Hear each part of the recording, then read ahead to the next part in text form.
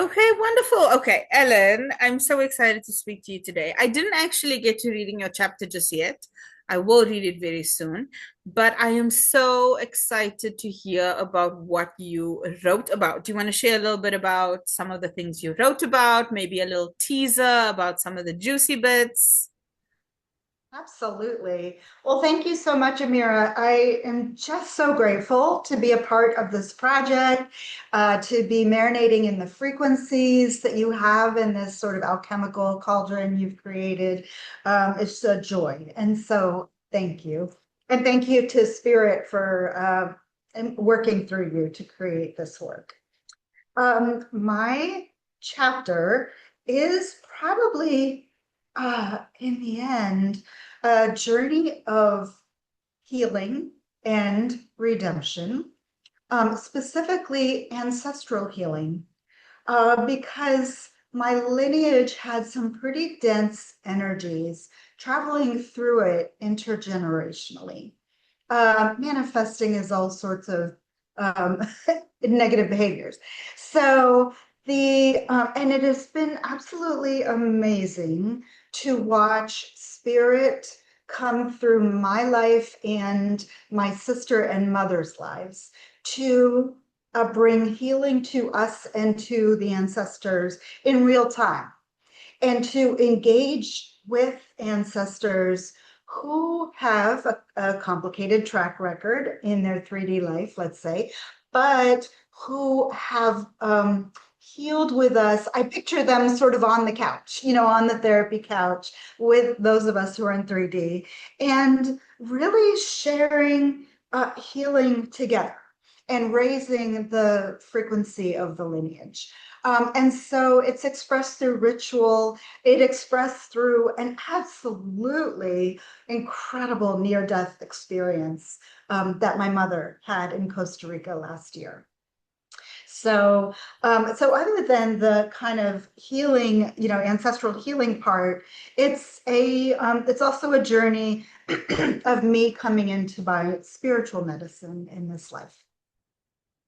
That's wonderful. I'm so excited to read it. And when you say in ancestral healing, I tend to forget sometimes that, because we incarnate in this lifetime and it's us and our family and, we do things and we forget that there were those who came before us in our family line who did the same thing, right? They decided they're going to come in and they're going to do things and they're going to experience life. And perhaps we were so and so playing a certain role for our ancestors, and doing certain things and having those experiences with them and growing and learning and expanding together in that way and evolving together in that way. And it's like, it's very interesting for me because I see we talk about breaking generational curses and we talk about, doing things differently, even just from one generation to the next in terms of maybe parenting or raising kids or whatever it may be. And I'm always reminded of, well, yes, in the small, short term, and I say short term, thinking from an eternal point of view, right? A lifetime is short term, right? And it's Yes. like, I'm here and I'm doing this work and I'm present and I'm experiencing, but so was my grandmother or great grandmother or whoever doing the best that they could at that time with what they had to work with. It looked very differently than what I'm doing now, but they were also in their purpose and doing their purpose work, and it played a role into who I am today. And they also intertwined. So I love reading about lineages and how we work with each other and bounce off each other and heal each other. It's very exciting to me. I'm fascinated by that dynamic. What do you think? Great. So I agree 1,000%. I think that it has been so surprising to me going into this spiritual healing and ancestral lineage healing experience that, we think about our ancestors as being kind of bound to a historical time and place and context. And in reality, we're all souls first. And so we're in ongoing relationship with them, regardless of whether we're here embodied in 3D or they're here embodied in 3D. We're all, I think you said it to me once, we're all playing characters in each other's plays. And and so because they're souls first, their obviously their DNA is in my body, and but we are energetically intertwined as well, and their gifts are, lighting me up. Their inspiration lights me up, and their dense energies are still maybe live in my life, and those are things that I need to work with. But we agreed to roles in each other's plays, and I remember having one client. I walked her in hypnosis through the dying experience, and she said it well. She said, "Oh, I'm just leaving the body and my house and this and that." She's like, they were all props in the play that I just lived. And so that is not to understate the kind of emotional resonance that these energies have, that we need to work with if we are to raise the frequency of the lineage. It's not to understate them by saying it's just a play, but it really is true that um, I think Dolores Cannon, who developed quantum healing hypnosis technique, or QHHT, called it elevator conversations, where we're about to incarnate and we're chatting with, people, other souls in the elevator, and you say, I need a villain who can teach me about patience, or who can force me to live into my medicine, or whatever. And so we make these agreements, right? So but it has been amazing to me how, um, what's the word? How much grace flows back and forth between us and the spirit world, because none of us is trapped in amber. We're all living in real time. It's just that they're at a different level of reality. They're just as real as we are, in fact, probably more so. And so we can, in my case, I had to call upon ancestors who needed to do their emotional work because I was feeling their grief. So, and they kept wanting to redeem themselves by helping me, but I would not accept their support because I said, you guys were tainted by certain behaviors. And they said, we want to help, we want to make amends. And that was a revelation. And so allowing that grace to seeing myself as being in the authority of giving grace to ancestors, so that is a way of saying, although I know your track record, I also see your light. Bless you. I see your light. And now they're among my fiercest allies. So and then watching that then percolate through my sister, and most clearly through my mom, who had a near-death experience that affirmed all of it. It really has been utterly inspirational and confirming everything I've learned through doing quantum healing hypnosis work. Yeah, that's amazing. And you said it perfectly. I mean, that everything you said, yes, I agree. And also, your mother had a near-death experience, as you were saying. I'm usually speaking to people who had the NDEs themselves. I rarely get to speak to those who are closely related to NDEs. And so I wanted to know from you, how did that change your life? Right? So your mother had the NDE, obviously profound impact it had on her, I'm sure. But how did that ripple over, and how did that spill over into the life of her children, specifically you, maybe your sister, other immediate family members? What were some of the things that you experienced as a result of her NDE? Well, first of all, I love my mother deeply. And so to watch her have this profound experience affirming the how vital her life is. We can all be channels for great healing, for lifting our loved ones up. And before we can lift our loved ones up, we need to know that we ourselves are light. We ourselves are, we are. a love letter from God to the universe. You know, we are that at home in divinity, right? And so to watch someone I love so much receive that, it was the greatest thing I could have asked for. But also, it was such an incredible experience. My sister and I were in Costa Rica when it happened, and they had gone to Costa Rica to go ziplining. And I think she wound up trying to zip line into the spirit world. Um, and then it was a fraught week or so of planning for her physical death and planning for her life because it was just so unknown what the outcome would be.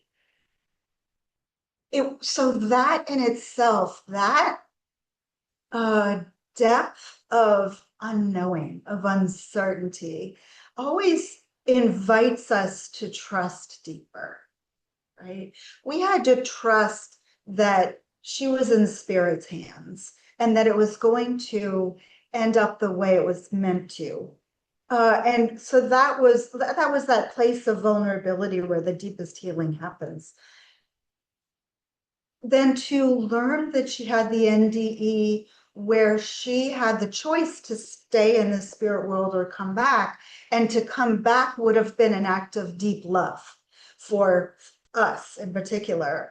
And to watch her make that commitment, you know, and to come back with knowledge that she did not have going into the NDE. She was given knowledge that there was no way she could have had in 3D. It affirmed for me the magic that works through your family, especially if you invite it. I have invited spirit to elevate the lineage and invited spirit to guide all of us in doing in being on an emotional journey that brings healing to the next 30 generations, that and in particular my daughter that brings more healing and grace to those who come after us. So it affirmed everything I knew because she experienced dying in a way that my clients had described, and she experienced the life review in exactly the way my clients described. So that was just nice. Like, you practice and teach stuff, but when it happens to you, it's like, oh wow, like that's actually how it happens. It's like when you teach Reiki or energy healing and then you receive it, and it's like, wow, that really worked on me. It's so funny because you're already believing these things and teaching them, but it's really nice to see it ripple out. So it really was amazing. I think a lot of humans right now are out of their power because of the patriarchy, white supremacy, misogyny, fear. We are alienated from ourselves as spiritual beings. We are taught that there should be gatekeepers between us and God or source or the spirit world.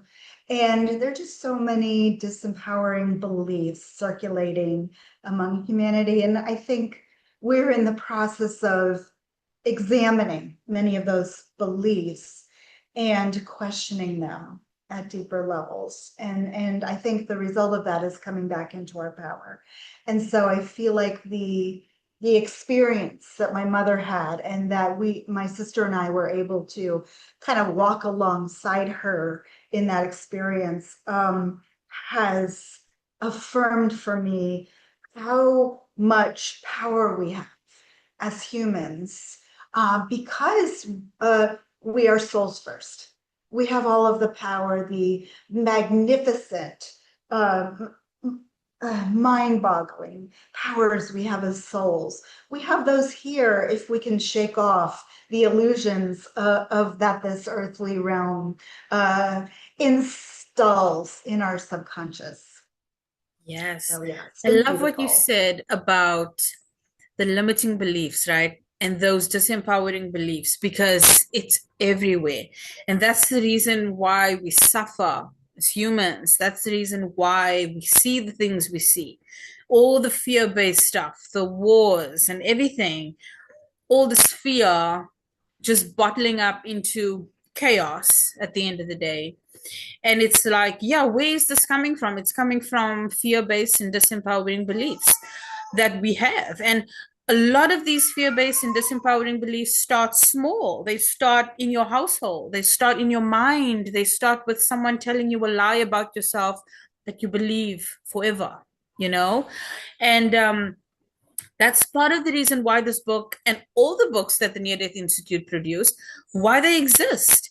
And this book particularly, we're breaking the belief systems that are disempowering people around the soul's journey, right? We're giving them information that they can rely on as information. People have said, this is a true experience, it happened to me. This is a true experience, it happened to someone that I've worked with. This is what they've said. Based on all the information we're giving you, you can make up your own mind. You can decide what you want to believe. You don't have to accept a belief system because someone told you to accept it. You don't have to accept a truth just because so and so religious leader or religious person or some kind of spiritual guru said that you should believe this. You can make up your own mind based on what feels aligned for you and for your journey. And releasing people from the sphere, right? The sphere of what are these things that we cannot see? What is this? The soul's journey that we cannot experience as humans on a spiritual level. We're seeing what we see from a human point of view. How can I take all of these fear-based ideas and release them? Look at them, like you said, examine Yes. them and see what am I dealing with here, and how can I release this from my state of mind, from my subconscious, from my everyday type of thinking, because these fear-based belief systems become our way of life. They Yes. infiltrate all the decisions we make. And then you look Yes. at your life and you're like, how did I get here? Why am I living a life that is not reflective of what I want it to be, or the purpose that I want to be living, or the impact I want to be making, or the people I want to be helping? It's not reflective of that because you are totally allowing these fear-based belief systems to take over your life and take over your mind. And so we Mhm. want to just give a little bit of empowerment back to everyone and say, look, here's some few little ideas we can share with you that can help you release these fear-based ideas just based on the soul's journey. Take it, use it, empower yourselves, empower others, and use it to improve your life and improve the lives of others, right?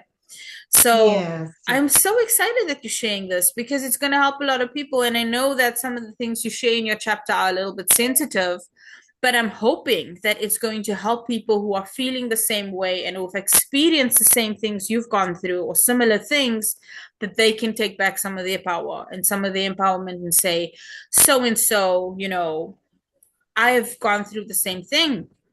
Take a Mhm. page out of my chapter and apply it to your life, and empower yourself like I did. Yeah. Yeah, it's funny you say about the sensitivity. My mother is very much a partner in writing the chapter. So it is with her blessing and, in fact, active engagement. So it's been an incredible opportunity to do that with her.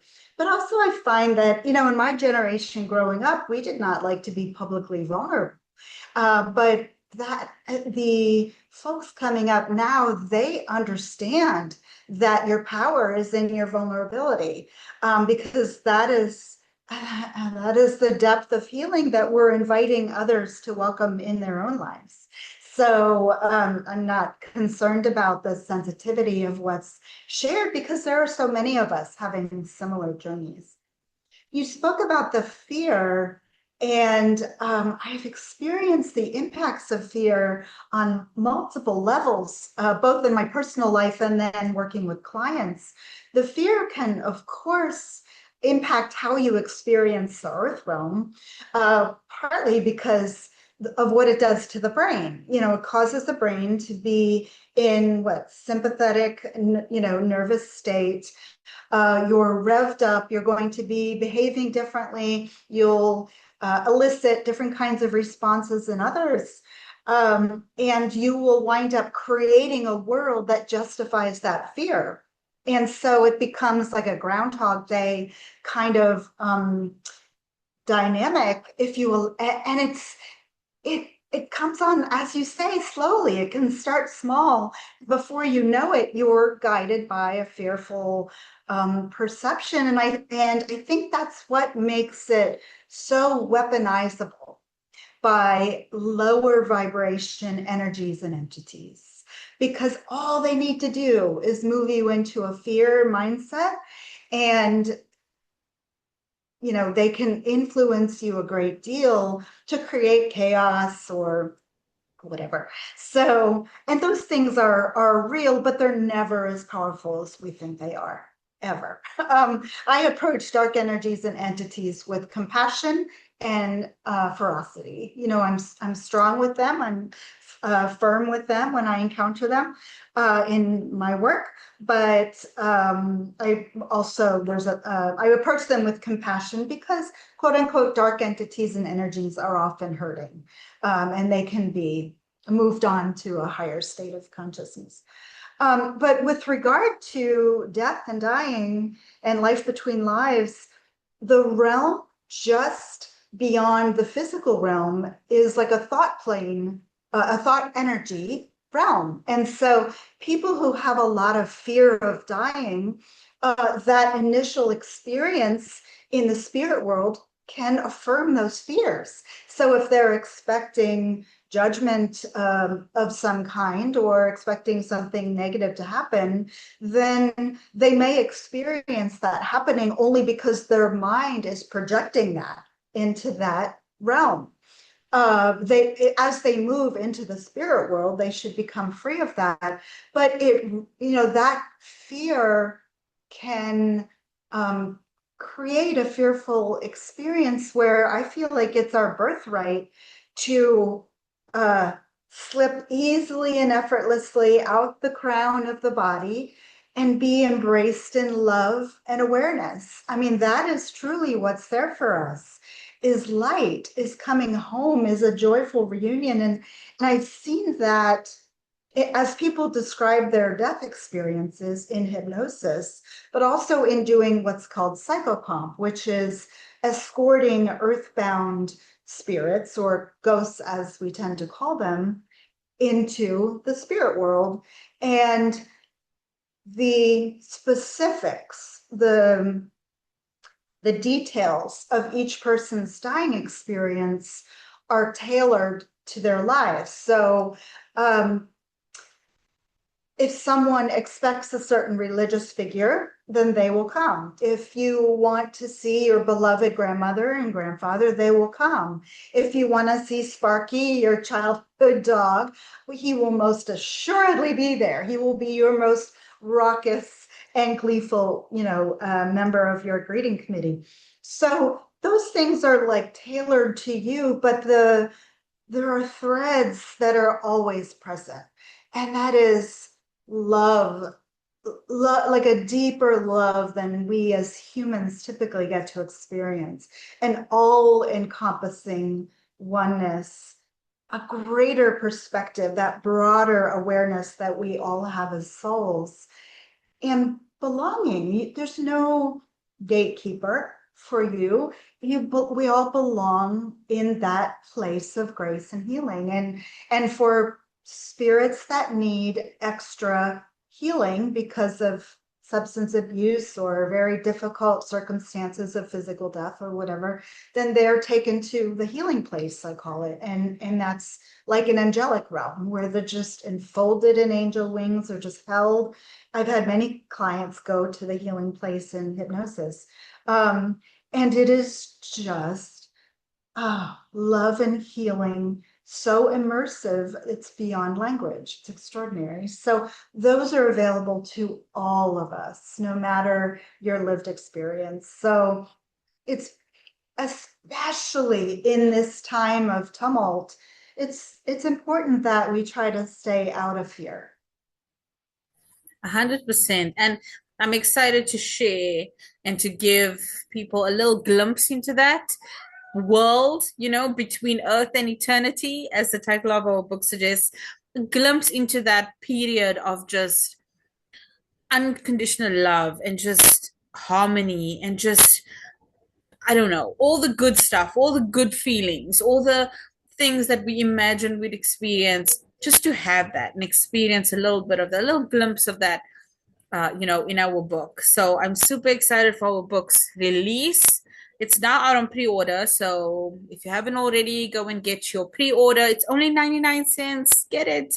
Yes. Yeah, it's Tell only your 99 friends, tell cents your for all family. three Yeah. volumes, volume one, two, and three. It's a steal. So go get Mhm. your pre-order for 99 cents. I'll put the link in the description, and the price will be adjusted after May 26th. So make sure you get it before May 26th. And yeah, I'm super excited. I will keep everyone posted in terms of the hardback coming out, the paperbacks coming out, and all the other promotional activities. You can follow on Facebook and see what's happening there. Watch all the content we're putting out about the book, about the authors, conversations that we are having around the book, and about the topics inside of it. So I hope that you follow along. I hope that you get your copy, and please give us feedback. We love hearing your feedback about the book. If you have any questions for our authors, leave them on Facebook, write to the authors. A lot of them put their contact details in their chapters as well. Write to them, share with them, talk to them, engage with them. And yeah, I'm excited, Ellen. So thank you for joining me today Thank for you our so chat. much. I'm so excited too. Thank you, Amira. Yeah, I'm super excited, and I look forward to all the fun things that's going to happen still upcoming as we launch our new book. So, yeah, thank you so much again, So and I hope you have exciting. a wonderful day. Thank you. You too, Amira. Thank you. Bye. Yeah. Bye-bye.